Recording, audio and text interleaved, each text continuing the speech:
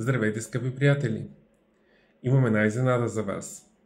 Тя е свързана с това, че се завръщам към онлайн събитията. Те са специално за всички вас, които не се намирате в София, намирате се в други градове или в чужбина и сте ми писали с това, че искате да участвате в моите събития, но не сте имали възможност да присъствате на живо. Ето сега ще имате тази възможност. Анализирах с коя тема да започна и разбира се, темата с която аз винаги започвам, това е темата за Сатурн.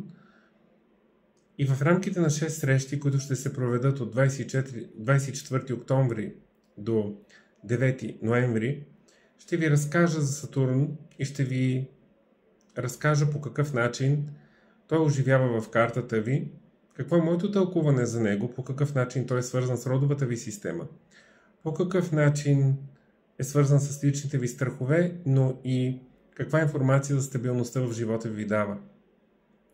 Това ще е един мини цикъл за Сатурн в 6 срещи, които ще се провеждат вечер от 19 часа и всяка една от срещите ще е с продължителност около час и половина.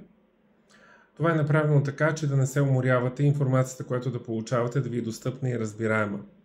Ще си поговорим за цикъла на Сатурн, как реално може да следите влиянието на Сатурн в живота си, как може да разберете, да направите една равносметка на живота си до момента на базата на Сатурн, но как може да направите една прогноза за живота си напред, пак на базата на Сатурн.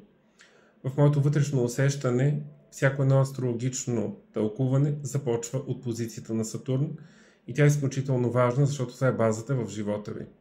Информацията, която ще получите, не е описана в книгите ми и не може да получите на индивидуална лична консултация.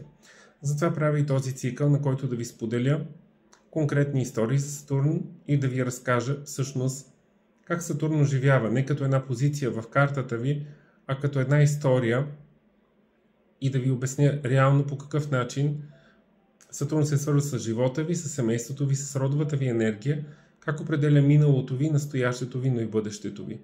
Вярвам, че ще ви бъде много интересно. Очаквам ви